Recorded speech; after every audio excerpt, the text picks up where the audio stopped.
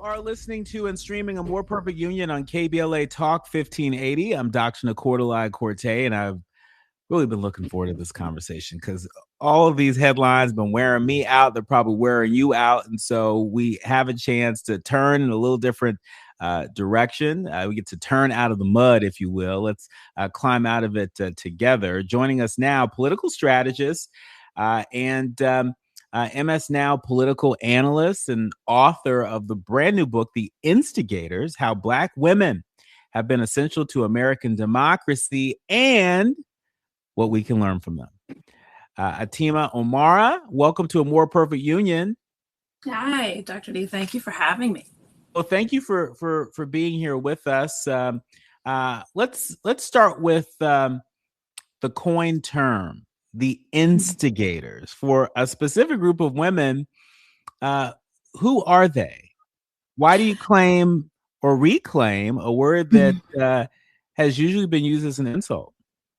Yeah, so they are Black women age 18 to 45, and it's regardless of specific like generation marker. So it's not, millennials or Gen Z, but it's Black women who have shown up generation over generation in the U.S., whether as organizers, elected officials, activists, working in government, leading political parties, being journalists in service to holding power to account and building a multiracial democracy. And the instigators, for me, when I was really looking at what would be the appropriate title for the book, I wanted to think of something that meant vanguard, people who are at the forefront of movements, because that's really what these Black women over generations and centuries have been. And instigator, while yes, it has correctly, as you've said, been weaponized against certainly marginalized communities politically, especially Black women, it is a word, when you look at it in the dictionary, it means to initiate or start something for change. And that really is the through line for all of these women that I wrote about in the book. Talk to us about your origin story. Talk to us about when you fully embraced your inner instigator, if you will. Well, it's kind of funny. I think I probably always had a little bit of the inner instigator, and that's sort of what I talk about a little bit in the book of how you can spot one, because I was always thinking of how things could be better and how I could be a part of improving those things. So initially, especially having immigrant parents, I thought, I can be a doctor or a lawyer in service to the community, whether it's doctor in communities that don't get as much healthcare service, or being a lawyer, because those were the, approved jobs from, having immigrant, especially African parents. And then as I was in college, and I've always been fascinated with the civil rights movement and history, the women's rights movement. And I always was involved in activism and organizing, attending, a march out on campus regarding the Iraq War, attending and organizing for the March for Women's Lives. So I don't think that I ever really thought of myself as an instigator. I think it was always just encouraged that if you see something wrong, if you see something that needs to be fixed, you stand up, you use your voice, you fight for the underdog, was something that was, definitely drilled into me by my mom. I mean, I really love how you're reclaiming this word. And it is a word that, if anybody heard anybody referring to them as an instigator, they might put their elbows up, right? What you mean, right? Right. But I love how you are helping us to reclaim this word. Particularly, you're helping Black women to reclaim this word. And I want to give you an opportunity to share a story that is very much a part of the ethos that you're building, the Barbara Johns story. For folks who are less familiar, Barbara Johns was a 16-year-old girl who organized a 1951 student strike that changed the course of history. Tell us more. Yeah. So Barbara Johns is a young woman, about 15, 16. She lived in Farmville, Virginia, a quiet sort of town, literally farming community, especially during that era in Virginia. It's deep, deep southern rural Virginia. And, she was not somebody that you would think would be at the vanguard of this action that she ended up leading in her school. But she was going to school with her classmates, other Black classmates, at that time in a place where, because of Jim Crow, there was an all white leadership of the school board. Their school was getting bigger, essentially, like more and more folks. It was busting at the seams. Parents go to the school board, say, hey, can you give us more space? Give us some additional buildings. Well, how about these tar paper shacks? And like literally these Barbara Johns and her classmates are going to school in tar paper shacks where like in the winter they're sitting in the cold in like their like little like caps and mittens and everything trying to do their homework and coughing over wood stove smoke. And then in the spring and the summer when the rains come, they're holding an umbrella, and sometimes like the water is like running down, like while they're writing and taking their tests and trying to learn, are holding umbrellas and like trying to keep their papers from running off during tests or important notes they need to take. Meanwhile, her cohort down the street that were white students were going to a school that was air conditioned, that was state of the art, that had laboratories, an atrium, cafeteria. They didn't even have a cafeteria. They had, take your lunch outside or eat it in the classroom. So there wasn't this nice space that was well kept for them to be educated. And it was one day when she missed a school bus, and she was furious, quite frankly, because she was it was a packed school bus and she had missed it, helping her younger siblings get ready for school. And then she saw the school bus taking the white kids to school and it was half full. And she's just like, something's got to change. This is absurd. She wasn't student body president. She wasn't head of any like sports leagues or anything. She was just somebody who saw an injustice, saw the parents trying to push and nothing was going to happen, and believed if maybe her and her fellow classmates organized and led a student strike for better school conditions, that things would change. And they naively being young, they thought, oh, it'll take 1 to 2 weeks, right? And then everybody will see the error of their ways and we'll be able to go back to school in an updated building. New buildings will be built, all of that. Long story short, that's not how it went. Went several months. Parents lost jobs. She was targeted. There was a cross burned on the school lawn. But her action led to being one of the 5 cases that was used to make up the Brown v. Board of Education case in 1954 that desegregated all public schools, that basically said separate but equal was a lie, had always been a lie.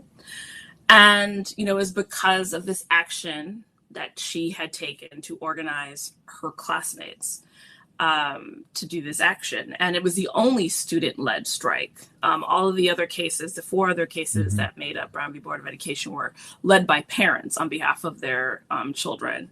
And it was the only case brought before the court that was a student-led strike protesting the conditions they were forced to learn in. I mean, I love how you've unearthed this story. Every single day on the show, we encourage people to do what they can from where they are with what they had. And that is exactly the legacy of Barbara Johns, an ordinary student who saw an injustice, who, in the words of the late, great Representative John Lewis, decided to make some good trouble and changed the course of history. My mom, was sort of the next generation of folks that benefited from Barbara Johns' work, her activism. My mom integrated into an all-white school her sophomore year in high school, and that wouldn't have been possible for my mother to attend a school that had better conditions than the school that she was previously going to, if not for the activism of Barbara Johns. My school experience, my public school experience, the public school experience of a lot of people who are listening right now likely would not have been the same had Barbara Johns, an ordinary student, decide to do something extraordinary in the face of injustice. Atima, I've got to say to you, well, this book is described as part political guide, part history, part memoir, pulling from your 2 decades in democratic politics and the progressive movement. Why blend those genres instead of just writing a straight history book? Well, one, when I brought this idea, I actually was thinking I would just do some straight history story. But, I was convinced, hey, you have been active in this work. You've learned some lessons. So take the reader with you on this journey. And because I looked a lot to these, I was a history nerd. So I looked to a lot of these women's stories. Some I learned while I was doing research for this book. Some I knew for a long time for inspiration in my work. We're talking about, the times that we're in now and how hard they are to navigate. And I'm always cognizant that it's been harder, and that we got to having the multiracial democracy that we've had as a result of the work of Barbara Johns and others that I write about in the book. And so it felt important to talk about, how I navigated my own political work and parallel it to like what previous times, and what also the lessons they can learn and how they too can get engaged as well. I know one of the book's core arguments is really around examining how Black women have responded to failed strategic decisions by movement leaders and the modern Democratic Party in previous elections, and that's the context for the present. So this is not a book that lets anyone off the hook, including the Democratic Party. When we come forward, I want to delve into that a little bit more because, I know there's been a lot of hubbub around, the DNC autopsy and coming off of the 2024 election where we saw our first, sort of Black woman Democratic nominee for president. There's a lot of Monday morning. It's been a lot of Mondays and a lot of Monday morning quarterbacking from that. But let's do a look back and a look forward with the midterms this fall. This book's timing, it feels almost engineered. And so when we come forward, I want to ask you, what's the actual playbook that you're offering? Not just the inspiration, but the tactics. You are listening to and streaming A More Perfect Union on KBLA Talk 1580. More when we come forward with Atima Omara, author of The Instigators. Don't go anywhere. 1580. You are listening to and streaming A More Perfect Union on KBLA Talk 1580. I'm Dr. Nii-Quartelai, and really enjoying this conversation with our guest this hour, Atima Omara, author of The Instigators. Atima, let's get granular. Right before the break, I was asking you to sort of veer beyond the inspiration around this book towards the tactics. We know that the midterm elections are right around the corner, and this book's timing, it feels just perfectly timed for that. What's the actual playbook that you're offering Black women and people of conscience? Not just inspiration, but tactics. What are you offering? Yeah, one of the things that I'm definitely talking about and pushing in this book is the importance of year-round engagement in our communities. Black women who are already organizing and leading in their communities across the country are already doing that work. But the importance of, those engaging and supporting that work that they are doing, a big part of our loss in the 2024 election is that money to those organizations to support them in doing voter engagement work and the turnout and everything that's involved, especially when you live in states that have a lot of voter suppression laws, was down from what the spend was in 2020.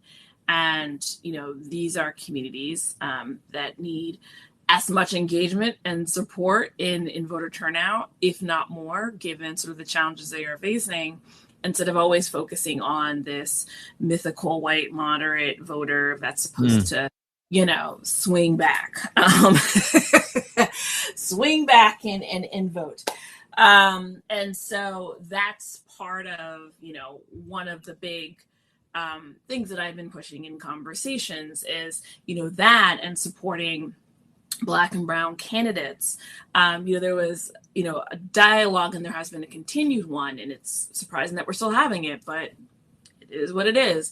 Where, Jasmine Crockett is running against James Tallarico in the Texas Democratic primary, and there was really two ideas of like how we should win back Democrats after the 24 election loss, really personified in their race.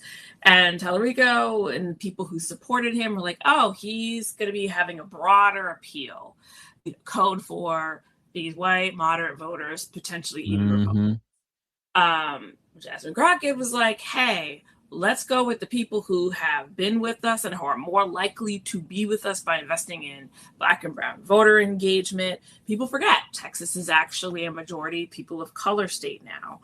And that means that there's a lot more opportunities to engage and organize and invest in that long-term engagement, that we wouldn't have to be going to people who are more than likely not going to vote for us. And, even if they did, they're not going to stay with us for the long haul. And so supporting candidates who believe in that, Black and brown candidates, if we're going to actually have a multiracial democracy, we need to be about it, especially now that the Voting Rights Act has officially been gutted. It's going to be even more important to support Black candidates, because with the Voting Rights Act gone, Black elected officials are going to be losing districts, not just at the federal level, but the state and local level.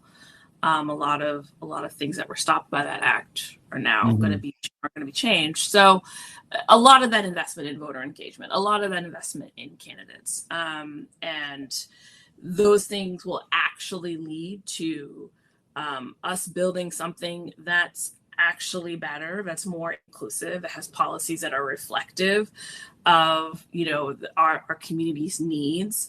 And, I make very clear that the type of Black candidates that I'm talking about are very pro-Black, very thoughtful candidates who care not just about their communities, because what the research shows, and that's what I say in the book, is that when state legislatures have been surveyed across the country, Black women, followed by Latina women, are the most likely of Democratic or progressive leading candidates to be focusing on advancing initiatives to advance the social safety net and strengthen it, anti-poverty initiatives, infrastructure in their communities, the Voting Rights Act, and more getting helping more Black people get elected to public office, or removing the barriers that prevented them from getting elected to public office, allowed for Black people to run in their communities and represent them, and focus on building out infrastructure, better housing,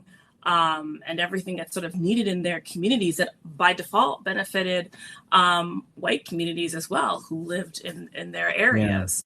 Yeah. So, I mean, one of the things I've got to ask you, this has been heavy on my mind. I mentioned the DNC autopsy earlier. We've had folks like Meet the Press contributor Ashley Etienne on. She's had a pretty buzzy op-ed published in Essence related to the topic. I'm going to ask you about the consultant class. Because there are a number of folks inside and outside political circles that may read your book, that are listening to some of the tactics that you've just laid out, some of the big ideas that you've laid out, and they think, okay, that sounds reasonable. But one of the persistent challenges is that a lot of the go-to consultants that Democratic candidates use up and down the ticket, they may not be about that life.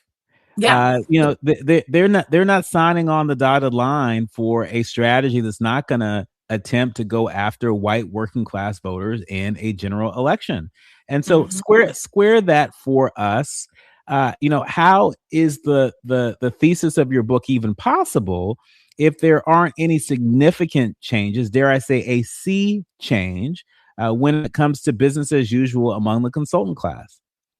Well, I am so glad you brought that up because that is a topic I definitely tackle in my book, because you can't have any of these things, right? If you also have a consulting class that's not with it, if you also have campaign staff that is usually sort of works in tandem with the consulting class that's not with that. And, I mentioned different ways that we can change that. One, definitely that candidates, and there are many Black candidates and Black elected officials that will default and hire white consultants, mostly because they're always sort of referred by these Democratic committees as the best at what they do. Well, they end up having all of this experience because they're sort of this like pipeline. They're easily kind of pushed into the pipeline. You graduate from college, you get the internship, and then you are more than likely going to end up, because your family has connections, you end up working for a campaign or an elected official. You can afford that low pay while your family helps you with housing and all of that, and you end up kind of moving up the ranks very quickly, and it just sort of like repeats itself. But there are ways to structure the committees and really actually enforcing a real serious inclusion program around, all right, let's make sure these folks get trained. Let's make sure these folks get out on campaigns. Let's make sure that these folks have opportunities to intern at consulting firms, that these are paid internships, that these are good paying campaign jobs, because you have a lot of folks who look like us who end up on these campaigns, who don't stay on campaigns because, quite frankly, there's student loan debt, where a lot of Black folks, especially if they're graduated from college, they may be the people who are doing well in their family and may need to provide additional resources on top of their own financial needs. So you're seeing what you're seeing in the consulting class and campaign staff and you're wondering why they don't get it, is one, because most of them are white, most of them are college educated, most of them aren't coming from families that understand what it's like to either deal with discrimination, struggle with not making enough, any of the everyday experience that would resonate with Americans. And so we can change that by state party structure. I know a couple of friends, colleagues of mine who have in state party leadership at the Democratic Party state level have changed it so there is a requirement that consultants who are hired are reflective of their state's population, so that more Black and brown consultants can get opportunities and then build their portfolios so they can go on from there. But it will take structural Mhm. change, and it's getting more people involved in the party infrastructure to do that, for one. Yeah. Well, we pray that if that structural change doesn't come, folks have got to build it. They've got to build it. And you see, a number of folks out there, whether you're talking about the Working Families Party or other groups out there that aren't waiting, on the Democratic standard bearers to Yeah. just go ahead and begin to retrofit the party. They are building something on their own. And in our remaining minutes, you said that this book, it reclaims a word, and I want to talk about just sort of the flip side of that. Because this same week we're covering Nancy Mace grilling the Smithsonian over how it displays history, a New Jersey voter data story that's getting weaponized into election fraud talk, Mm. and a war supplemental with voting law changes attached to it. Does that context make your book's argument more urgent, or does it just confirm what you already expected? Um, it certainly makes the book's argument more urgent, right?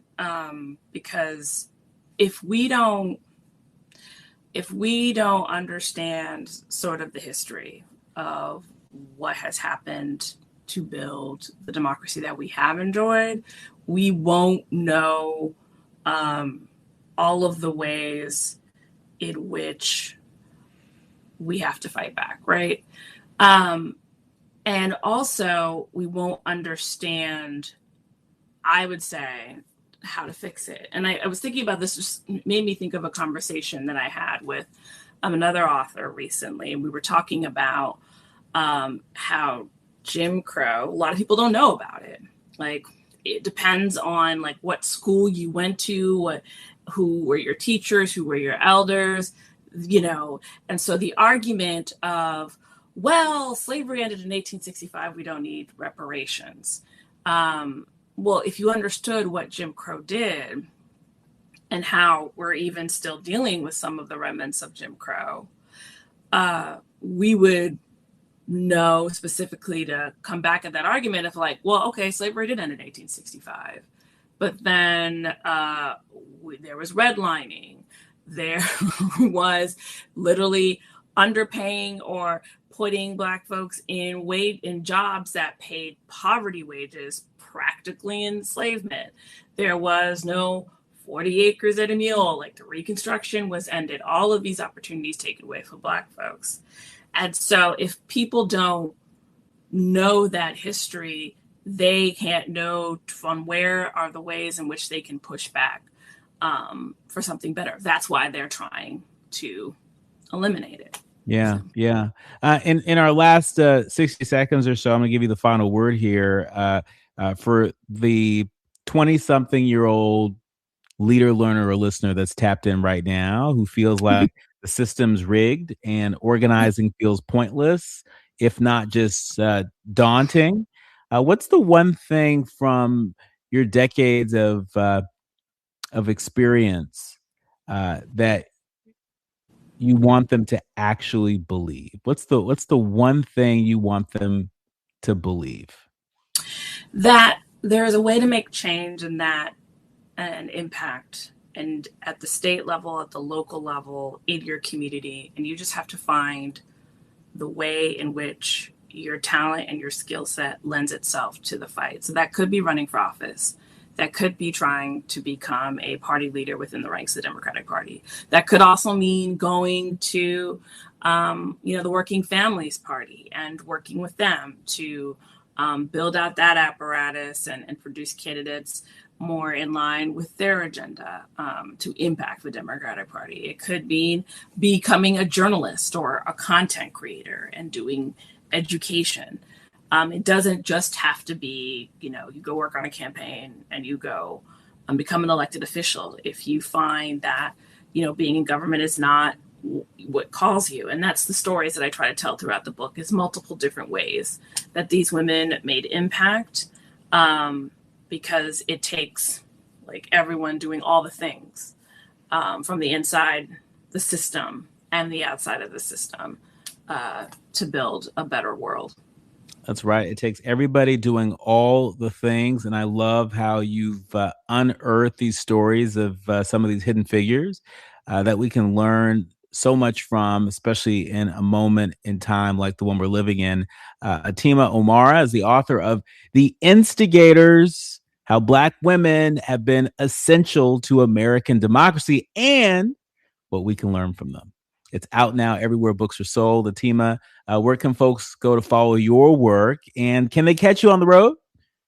Yeah, they can.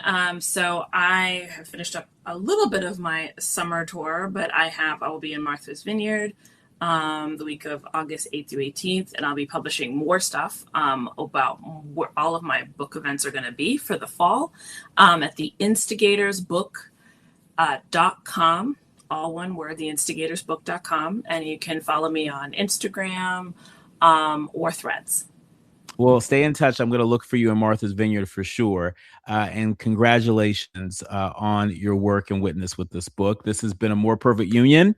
When we come forward, it's time for the quiet part out loud.